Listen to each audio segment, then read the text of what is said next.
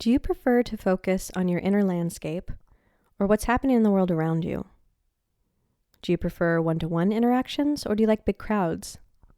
Does socializing fill you up or wear you out? Hi, this is Sarah. I'm a relationship coach, dancer, and Taoist. In every episode, I'll be exploring psychedelics, well-being, or the human experience, and this one is on how to stop wasting your energy on chit-chat, otherwise known as you might be an introvert. All of us are some blend of extroversion and introversion, and my particular blend is a quirky one. So I'm a dancer and I love being on stage. I love being in a company with other dancers, engaging with them in the super high intensity environment. And for part of my dance career, I was actually a burlesque dancer. So I was at least presenting as incredibly extroverted. And when I was up on that stage and I had 100 eyes on me and I was stripping down to whatever the gritty beat was, I was absolutely full of life and getting so replenished. And then at the end of a show, I would be pumped for hours afterwards. I couldn't go to sleep after a burlesque show, after a dance performance. I would want to go out and eat with my friends. I would want to ask audience members what made them lean in the most, like what did they enjoy the most. And so it was this high level of social engagement. So when I say I identify as an introvert, it's not a black or white thing. It exists on the spectrum and it super matters on the context. So dance is one context where I feel super comfortable being an extrovert. But when it comes time to like a regular party, I definitely see myself as more of an introvert. If I'm going on a trip somewhere and let's say I'm out in the middle of nowhere, there's no cell service, I just have this freedom, right, where I want to be out for as long as I want to be out. I want to come back when I want to come back. And I don't want people asking me a lot of questions about where I'm going, how long I'm going to be there, when I'm coming home. And when my very well-intentioned friends start asking me, like, when are you going to be back? When are you going to be back? I start going on to Google and searching the real estate in those areas when you're on long stretches of highway and there's just a single house out there all by itself and you're going, how do they even get groceries? I go, I wonder what it would be like to just stay there for a while. Now, here's the thing. We have an extroverted culture. We have a culture that really uplifts people that are outgoing and charismatic, and they're perceived to be friendlier extroverts, right? And one of the things that I'll never forget is one of my best friends, who also identifies as an introvert, has a daughter who she says is just like us, is also a little introvert. And when she goes to a dance class, she's standing there with her hands down by her sides, very politely being a very good listener, but she's not like the other kids in the class who are like, can you put on Moana again? Can we learn a dance to, hip hop instead of jazz this time? These kids that are super advocating for themselves, who are making their preferences really known, who are cutting to the front of the line because they just can't wait to leap. Those kids actually get a lot of attention in instructional situations. So in a school, like in a classroom environment, in a dance studio, those kids are getting a lot of attention from the teacher because they're constantly advocating for themselves. And the introverts sometimes get left behind. And it's not actually because they're less friendly or less engaged. They just have a different way of engaging with their environment, right? So Carl Jung describes introverts as getting their energy from their minds, from inside, and extroverts getting their energy from people. And so like I said, like as a burlesque dancer, I absolutely was getting my energy from the audience. There's this rule in burlesque where if the audience doesn't clap, you don't take off as many pieces of clothing. So if the audience wants you to strip down, they got to work for it. They got to give you that love. That's extroversion, right? But introverts, it's more of this ability to go inside, be self-reflective, have a little time to be bored, have some time in the quiet in order to think your thoughts, take some time to make decisions. That's more of an introvert, right? And introverts are in good company. Einstein was said to be an introvert, and he's quoted as saying, "Be a loner. That gives you time to wonder, to search for the truth. Have holy curiosity. Make your life worth living." Dr. Seuss is also said to be an introvert, and the cleverest witch of her age, Emma Watson, also identifies as an introvert. Like I said, introverts feel fine being alone, and they like that quiet environment in which to concentrate, and they daydream prolifically. Being an introvert doesn't mean you're shy. Shyness is more of a state. A state is a temporary way of being It's an emotion or a survival response, like your heart beating faster when you're asked to get up and answer a question, or you get sweaty palms because you're feeling nervous or social anxiety. A trait is more stable, it's more enduring, and this includes more of our preferences, like going to a party just not being your cup of tea. Now, again, the culture values extroverts. We see them as friendly, we see them as leaders, and it's interesting because when I was in high school, I can't even tell you, like this is since high school. This continues to this day. It started in high school, but it's still going on, where people that I end up developing friendships with tell me that their first impression of me was that I was a bit of a bitch because I'm not the kind of person that walks up, gives you a big hug without asking, and starts asking you a bunch of questions about your personal life. But people who do that, they're seen as warm, they're seen as friendly, they're seen as engaging. Versus me, where I actually want to make sure that somebody wants to be answering those questions or somebody wants to be touched first.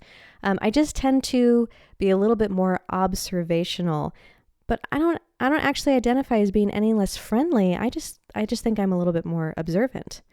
And introverts, we just take in a lot of information. So this observation that I'm talking about, we're tracking our environment and we're tracking the people in it closely, right? So we're already in more of this more aroused physiological state. And so it's easier for us to get overstimulated. So we actually require a lot less stimulation in order to feel engaged than an extrovert. Like an extrovert actually requires a higher degree of stimulation, which is why they tend to like big crowds and, long or bigger conversations, or at least more frequent questions. And for me personally, I gotta tell you, I really value privacy.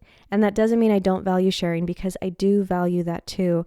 But it feels respectful for me to be able to opt into something rather than to have to opt out of things. It just takes some of the pressure off if I can choose to say yes rather than having to say no to something. And then, like we all have that friend who, when you're saying like, yeah, no, I don't want to take that extra shot of tequila. And they're like, but if you loved me, you'd do it. From an extrovert to an introvert, no shame, no blame. But that's a tough situation for an introvert to be in. Again, like opting in just feels better than having to opt out. In our extroverted culture, we also assume that people are entitled to our time and energy and that our company is always wanted. And so it's hard when an introvert wants some alone time or doesn't want to engage in a conversation. It can be hard for people to not take that personally, to have it feel as if the introvert isn't interested in you or doesn't like you for some reason. And I really want to be able to hold this space that there are different preferences, and just because an introvert doesn't want to engage in the same way that an extrovert wants to engage doesn't mean that they're a bad person or they're bitchy or they're mean or they're unfriendly. It just means they have a different way of engaging with their environment. So I'm not actually here to teach you how to not be an introvert. I would rather give you some tools that you can use in order to manage those social situations where extroversion is the norm and your introversion is making you bump up against some challenges. And it's no wonder, because some experts estimate that extroverts outnumber introverts 3-1. So extroversion is what's considered quote unquote normal, and introversion is considered something that we're supposed to work on and get over. I'm not actually here to teach you how to do that. I would rather teach you how to be able to be an extrovert in a way that feels good for you and hopefully feels good for your community too.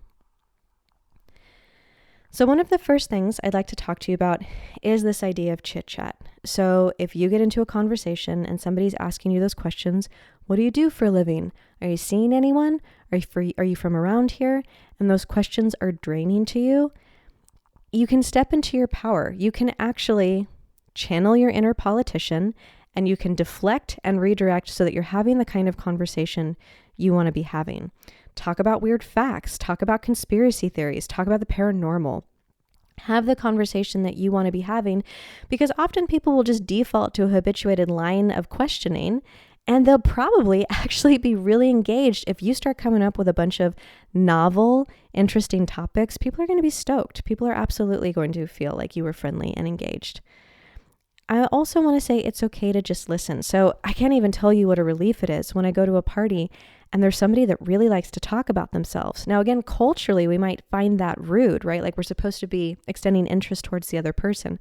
But as an introvert, when somebody comes up and just starts talking about all the things they find interesting or all the things that they're thinking about, that actually creates a lot of ease in my body because I'm a pretty damn good listener. I'm not necessarily the best at answering question after question after question. So I enjoy it when people start talking about themselves. I like knowing people in that way. Something else you can think about is how do you like to socialize? So what kind of socializing fills you up? So as introverts, again, we might prefer that one-to-one or small group time. But for me, it was also really helpful to realize that I really liked having activities versus conversations about small things. So I'm a great person to chop up the tomatoes for the salad, or to plate the food, or to run into the house and grab you whatever it was that you forgot. And I'll play with your kids. It's so much easier for me to be doing something. And then I get to feel like I'm still socializing, but I don't feel like I'm just standing there saying the same thing over and over again. One of my tricks is to be the one to do the dishes because I get to step away for a little bit. Often people don't want to do the dishes, so they won't come over to you because then they're worried you're going to rope them into helping. And so it's a handy little trick so that people still feel like I'm contributing in a positive way. And I do want to contribute in a positive way to the social situations that I'm in. I just don't necessarily want to, stand around, like I said, having the same old conversations over and over again. Plus, doing the dishes creates this nice, tidy ending. When I do the dishes, it's a really great way for me to go, well, it's all cleaned up now. Nothing much left for me to do. Thanks so much. I'm going to see myself out. Something else you can think of is your social saturation limit. So I'm not antisocial by any means. My job is to talk to people all day for a living, and I love it. I love it if it's one-to-one. I love it if it's mediations. I love it if I'm going into some group place to teach. But what I'm talking about with people is often either one, like I'm skill building with people and I'm teaching them something that they're super excited to learn about that's going to help them with their lives. But if they're talking about themselves, we're diving into the depths. I'm listening to people's dreams. I'm hearing their fears. I'm getting into that really rich territory with people where we can both be really engaged. And, when I'm at a party and somebody asks me basically for my elevator pitch, like I can do it. I've said it so many times, but it feels more something that I want to offer to people who want to hire me versus something I want to offer to friends. And at a party, like I said, I'd rather be helping out. I'd rather be petting the dog. I'd rather be climbing trees with the kids.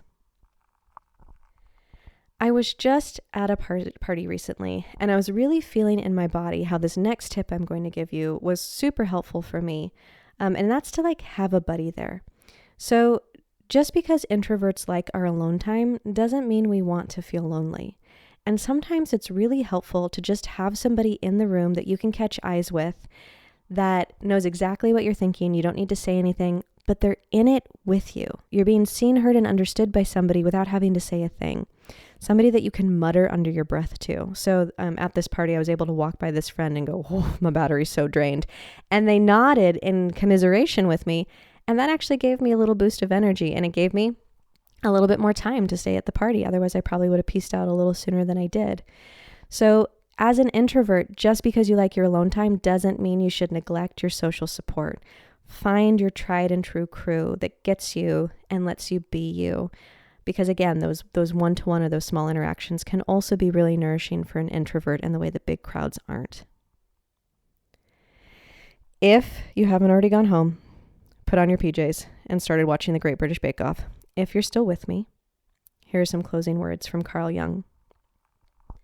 Your visions will become clear only when you can look into your own heart. Who looks outside dreams. Who looks inside awakens. Here's wishing you your perfect blend of peace and pleasure, whatever that looks like. For more information, you can find me on Instagram at Be The Radical Way, and go to trendswithbenefits.com to check out all of our written work on psychedelics, well-being, and the human experience.